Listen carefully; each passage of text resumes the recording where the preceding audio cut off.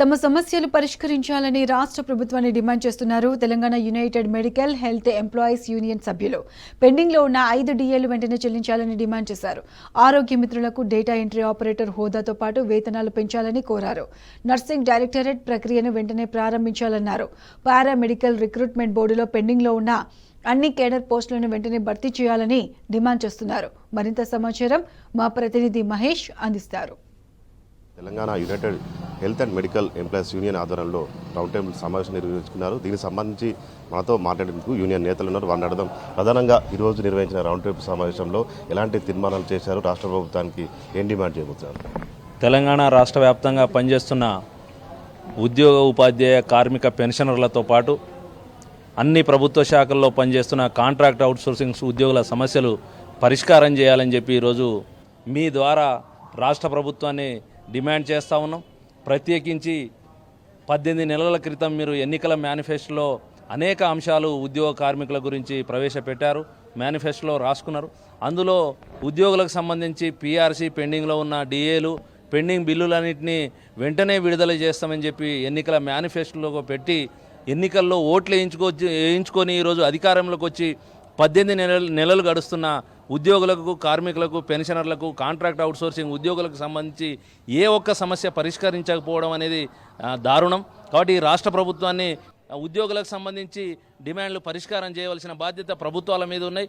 అదేవిధంగా 2023 జూలై 1 సరిగ్గా 2 సంవత్సరాల క్రితం మాకు పీఆర్సీ తెలంగాణ రాష్ట్ర 2వ పీఆర్సీ రావాల్సిన అవసరం ఉంది. కానీ 2 సంవత్సరాలుగా కాలయాపన చేస్తూ ఉన్నారు. పీఆర్సీని అమలు చేయాలని చెప్పి ఈ సందర్భంగా ప్రభుత్వాన్ని డిమాండ్ చేస్తూ ఉన్నాం. అదేవిధంగా 2024 ఏప్రిల్ 1 నుంచి రిటైర్ అయిన ఉద్యోగులకు సంబంధించి కేవలం మీరు పెన్షన్ మాత్రమే ఇస్తూ ఉన్నారు. కానీ రిటైర్మెంట్ గ్రాట్యుటీ కానీ ఈఎల్ ఎన్కాష్మెంట్ కానీ ఇతర పెండింగ్ బిల్లులు ఏవి ఇవ్వకపోవడం మూలంగా రీసెంట్గా మహబూబాబాద్ జిల్లాలో ఒక విశ్రాంత ప్రధానోపాధ్యాయుడు పెన్షన్ డబ్బులు రాక చనిపోయిన పరిస్థితి, హార్ట్ అటాక్ మనం చూస్తూ ఉన్నాం. దీనికి పూర్తి బాధ్యత ఈ రాష్ట్ర ప్రభుత్వం వహించవలసి వస్తుంది. సో హెల్త్ అండ్ మెడికల్ ఫీల్డ్లో సంబంధించి ఉద్యోగులకు సంబంధించి ఎలాంటి సమస్యలు గుర్తించారు? వైద్య ఆరోగ్య శాఖ అనేది ఈరోజు సేవారంగం. దీన్ని మిగతా ప్రభుత్వ శాఖల మాదిరిగా ఈ శాఖను చూడకూడదు.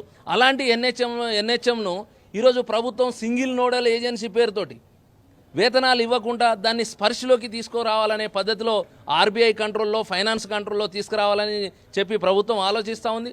ఈరోజు మనం కాంట్రాక్ట్ అవుట్సోర్సింగ్ ఉద్యోగులకు 3 నెలల నుంచి 6 నెలల జీతాలు పెండింగ్లో ఉంటా ఉన్నాయి. రేపు నేషనల్ హెల్త్ మిషన్లో బడ్జెట్ను కూడా ఫైనాన్స్ డిపార్ట్మెంట్ కంట్రోల్లోకి వెళ్ళిపోతే నేషనల్ హెల్త్ మిషన్ ఉద్యోగులు ఈరోజు ప్రతి నెల జీతాలు తీసుకొని సర్వీస్ చేస్తూ ఉన్నారు రెగ్యులర్ ఉద్యోగులతో సమానంగా. కానీ గత 2 నెలలుగా నేషనల్ హెల్త్ మిషన్లో పనిచేస్తున్న సుమారు 18,000 మంది ఎంప్లాయీస్ జీతాలు ఇవ్వకపోవడం అనేది ప్రభుత్వానికి తగదు. ప్రభుత్వం పెండింగ్ వేతనాలను వెంటనే చెల్లించాలి. చెప్పండి, ఈరోజు రాష్ట్ర ప్రభుత్వాన్ని మీకు సంబంధించి ఏం డిమాండ్ చేయబోతున్నారు? As per government norms and supreme court guidelines ప్రకారము సమాన పనికి సమాన వేతనం ఇవ్వండి అని మేము పదే రిక్వెస్ట్ చేశాము. అయినా గవర్నమెంట్ స్పందించకపోవడంతో మేము గత సంవత్సరం సమ్మెకు దిగాము. ఆ సమ్మె టైంలో గౌరవ వైద్య ఆరోగ్య శాఖ మంత్రివర్యులు మాకు ఒక 3,900 రూపాయలు జీతం పెంచుతాము, డిఈఓ క్యాడర్ ఇస్తామని హామీ ఇవ్వడం జరిగింది. ఆ హామీ ఇప్పటి వరకు నెరవేరలేదు. క్యాడరు ఇవ్వనందున దానికి నిరసనగా మేము మరోసారి సమ్మెకు దిగాలని అందరం నిర్ణయించుకోవడం జరిగింది. మా రాష్ట్రంలో ఉన్న మా ఉద్యోగస్తులందరూ కూడా సమ్మెలో ఉంటారు.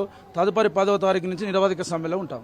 మనతో పాటు కొంతమంది యూనియన్ నేతలు ఉన్నారు. చెప్పండి, రాష్ట్ర ప్రభుత్వానికి ఏం డిమాండ్ చేయవచ్చు? వెంబడే పీఆర్సీ అమలు చేయాలి. అదేవిధంగా ఏదైతే డిఎస్ 5 డిఏలు పెండింగ్ ఉన్నాయో ఆ డిఏలు కూడా విడుదల చేయాలి. ఇప్పుడు ఎవరైతే రిటైర్మెంట్ అవుతారో వాళ్ళ బెనిఫిట్స్ అన్ని బడ్జెట్ మొత్తం విడుదల చేసి ప్రభుత్వానికి ఒకటే డిమాండ్ చేస్తున్నాం. రాబోయే కాలంలో మనం అన్ని సంఘాలకు కలుపుకొని ఒక కార్యాచరణ ఏర్పాటు చేసుకొని పెద్ద ఎత్తున ధర్నాలు కానీ సమ్మెలు కానీ చేస్తామని ప్రభుత్వాన్ని డిమాండ్ చేస్తాం. మొత్తంగా చూసినట్టయితే అటు ఎన్నికల హామీలో భాగంగా తమకు ఇచ్చిన హామీలను వెంటనే అమలు చేయాలి. అటు పెండింగ్ డిఏలు 5 డిఏలకు సంబంధించి రిలీజ్ చేయాలి. అంతేకాకుండా 2వ పీఆర్సీ కూడా ఆ 50% ఫిట్మెంట్తో కూడా వెంటనే అమలు చేసి తమకు రిలీజ్ చేయాలని కూడా మీరు చెప్తున్న పరిస్థితి కనిపిస్తూ ఉంది. ఇక ఆరోగ్యశ్రీకి సంబంధించి వారి సిబ్బందికి సంబంధించిన సమస్యలు కూడా వెంటనే పరిష్కరించకపోతే తాము సమ్మెకు కూడా దిగుతామంటూ కూడా రాష్ట్ర ప్రభుత్వాన్ని హెచ్చరిస్తున్న పరిస్థితి కనిపిస్తుంది. కెమెరామెన్ శ్రీధర్తో మహేష్ టీవీ హైదరాబాద్.